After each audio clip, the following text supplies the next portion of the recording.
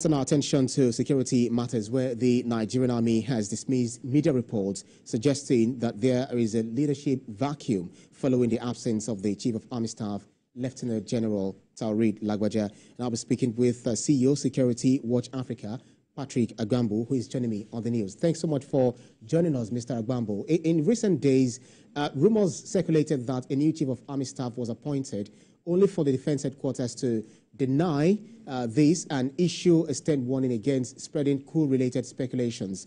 What do you think, what factors do you think fuel these rumors, and how significant is it that the Defense Headquarters responded so swiftly? Thank you. It was appropriate that they respond by the Defense Headquarters, because spreading such rumors, such devilish rumor, I would call it, it's inimical to national security and will create chaos in the society. There's no vacuum in the Nigerian army. Even as the Chief of Army Staff, Lieutenant General Taoreed Lagbaja, is on his annual leave, there is an SOP that is already in place. The structure, even while he's there, there's a Chief of Policy and Plans who is there in case the Chief of Army Staff is not available to attend to issues. And that has been going on.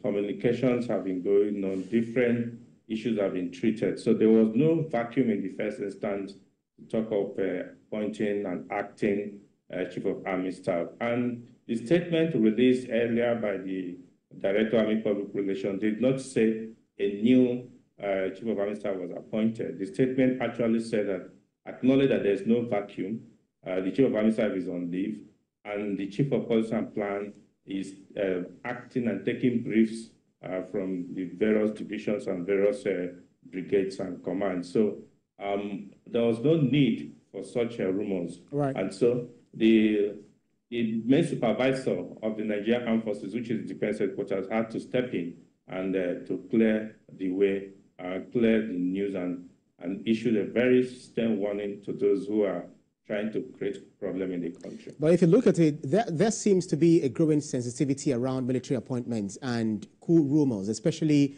considering the current state of insecurity and political challenges. Well, the question is, why are such rumors particularly dangerous at this time? Yeah, it is very dangerous because Nigeria cannot go back again to the military era, military incursion into political space, and we can't go back to it. For some of us who experienced military leadership in the past, we know what it is. And even the military themselves do not want military leadership, because I tell you that military get better treatment during civilian governance. So during democracy, they are even more better treated than when they are in power, in political power. So as it is today, military leadership is outdated, not only in Nigeria, but the globe. Apart from the 4 Sahel countries that are still under some military rules, but which I'm sure that diplomatic moves are being taken to correct it, because even their people are no longer comfortable. The initial euphoria, the initial excitement has died down, and the reality is now dawning on them. So anybody calling for military coup at this time, it doesn't mean well for the country. It must be a mischievous person. I don't think Nigerians need that. We need to try to sustain the democracy which we will have. If we do not agree with the administration that is in power, there are ways of change. After 4 years, election will be done, and whatever change you want can be effected. But not inviting military into political scene. Interestingly, if you look at it, the spread of false information, especially relating to sensitive military matters, can have serious implications, just like you said. But how should the government and security agencies handle misinformation about the military in order to prevent panic or instability? Yeah, sincerely speaking, I think government and those in political leadership, they have a lot of role to play because actions taken by political leaders breed agitation by some citizens who are clamoring that there can be an alternative. I think that if leaders do consider the citizens in their policies and the activities, then the clamor for alternative may not be there. But as humans, always think that the other side is greener, is better than what we have on hand. So that is another challenge. I think that as the political class are handling that, there should be strategic communications, but by all those who are charged to effectively manage the communication of the government by telling the people on time what situation and taking away rooms for speculation, because speculation is what gives room for situations like we're having in Absolutely, Mr. Agbambo. CEO, Security Watch Africa, Patrick Agbambo, thank you so much for your insight. Thank you. Now, moving on away from that, Governor of Oyo State, Seyi Makinde, has inaugurated the Amotekun Forest Rangers unit in the state. Governor Makinde says the unit will be equipped with aircraft for surveillance, drones, and 2 airstrips to combat insecurity in the state. Senior reporter Olaido Yewole has more in this report. After several months of intensive military training, these 480 officers of the Western Security Network, codenamed Amotekun, are now passing out, having been equipped to safeguard forests across Oyo State. They will be deployed across 25 local governments in Oyo State to combat insecurity such as kidnapping, banditry, and other illicit activities, ensuring the protection of lives, properties, and natural resources in the state. Governor Makinde in his address emphasized that besides providing for the corps members' welfare, his administration will make necessary provisions to facilitate the smooth execution of their duties. The commandant asked for active allowance for the forest rangers. We're not only going to provide active allowance for the forest rangers, but we'll provide it for all Amotekun corps. We will set up an arm of Amotekun that will use aircraft for surveillance activities. They will use drones,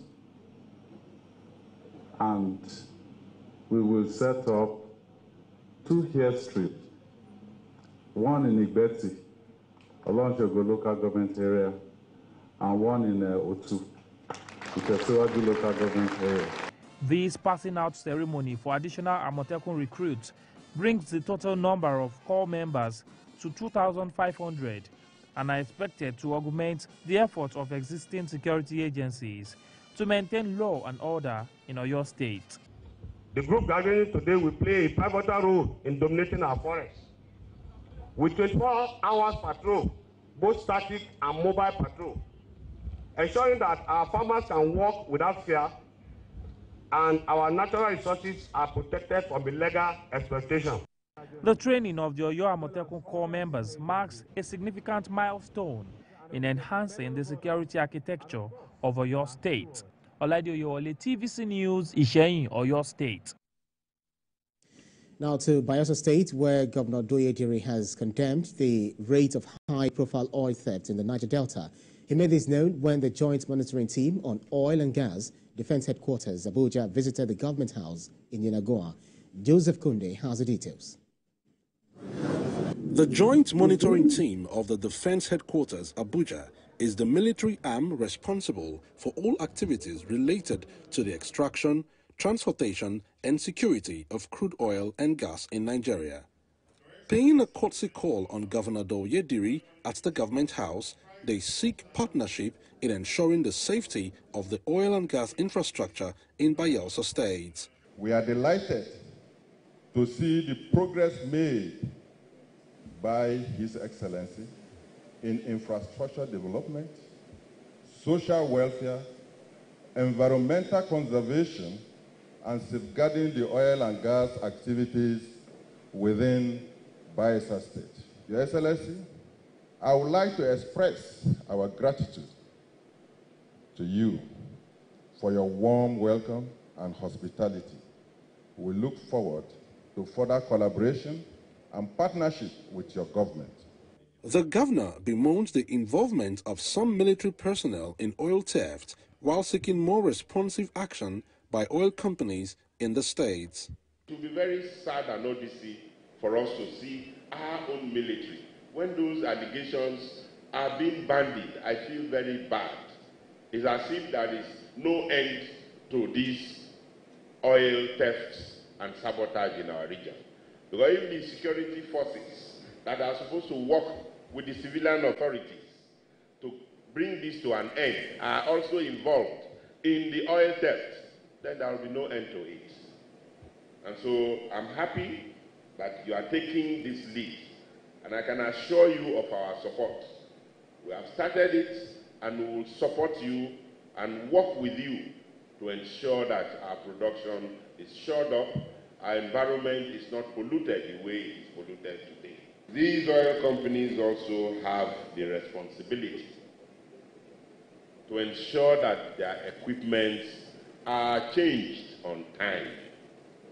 The partnership is set to further improve Nigeria's production quota in the oil and gas industry. Joseph Kunde, TVC News, Yenagoa. Staying with security matters, the Enugu state government has assured of continuous efforts to secure lives and property of the residents. The state government team was on an assessment tour asking residents to disregard the 2-day sit-at-home order issued by a group. The team visited the state secretariat, schools, banks and marketplaces to build the confidence level of the residents. And once I got to the Ukwake bus stop there, I now saw the army van. I saw the army van there. And once I saw the army van, I became encouraged. I felt more secure, okay, that at least there is a semblance of security. We went through different locations. We were very happy at the turnout, showing that people in Enugu are clearly not aligned to illegality.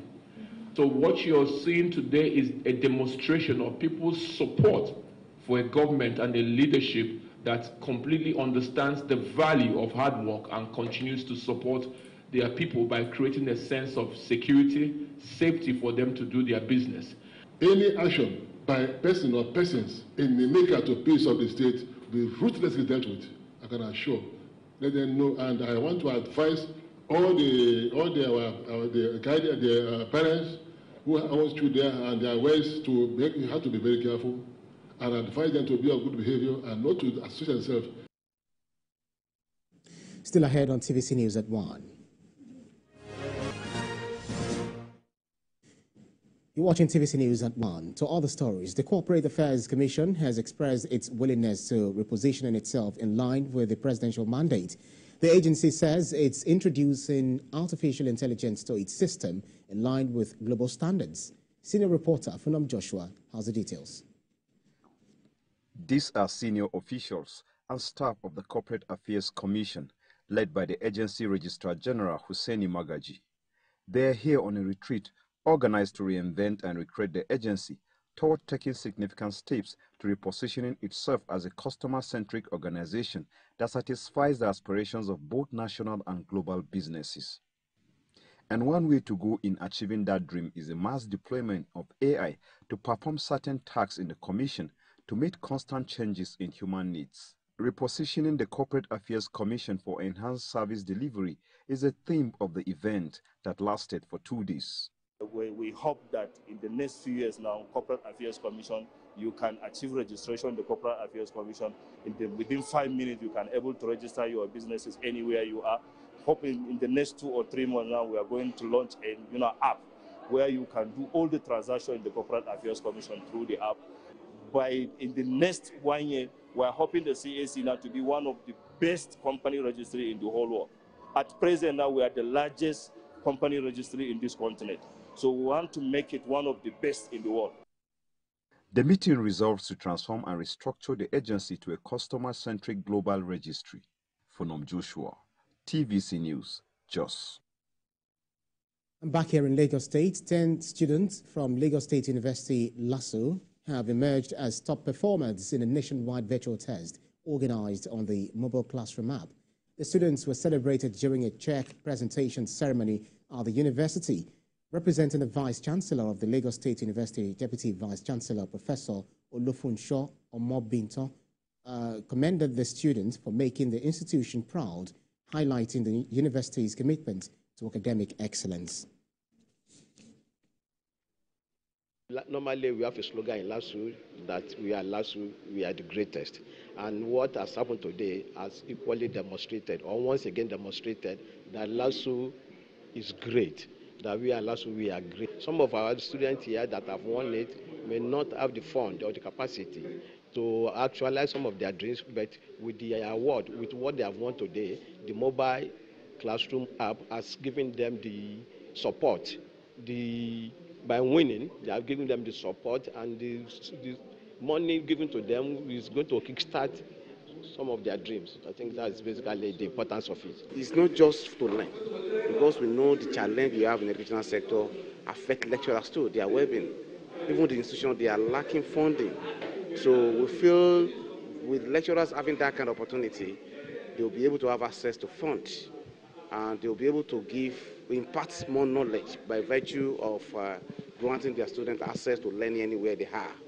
Knowing where there are a lot of students who want to combine learning with working, and they may not be able to meet up with the scheduled time for lecture here and there. I feel very, very honored to be the top winner of this test, because it has that increased my confidence level.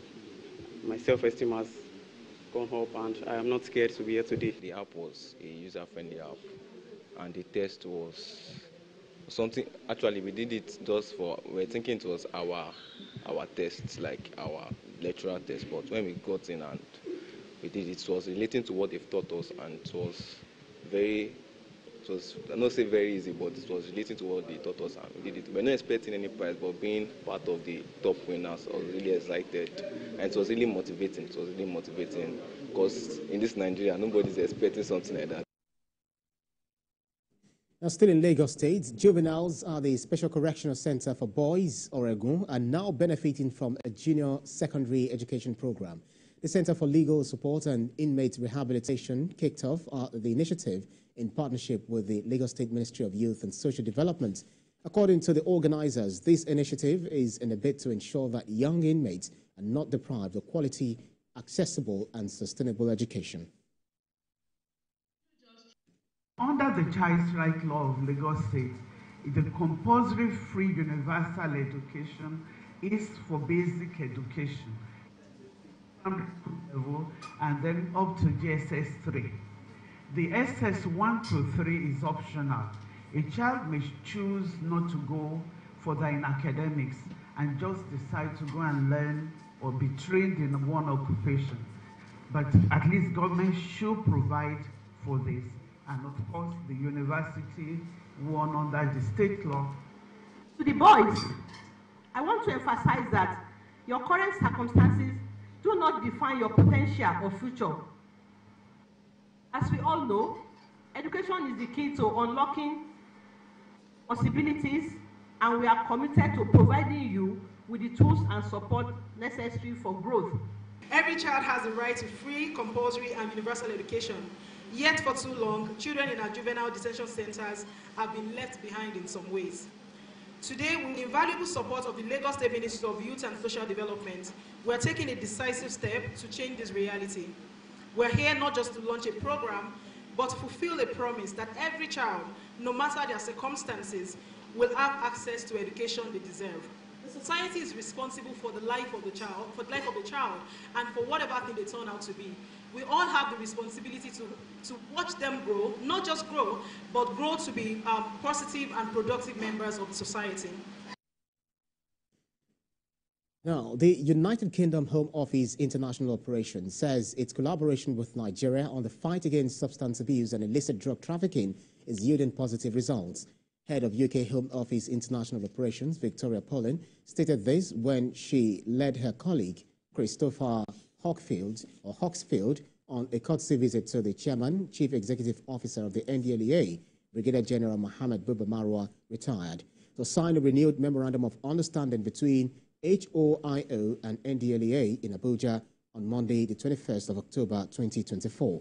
While thanking Mr. Marwa for an excellent cooperation, Pullen said the issue of drug trafficking is a huge global issue, and like many big challenges such as drug trafficking, it takes a huge global effort to try and counter that. And he thinks it's evidenced by some of the recent successes and the volume of some of the illicit commodities that your teams are finding that cooperation is working exceptionally well.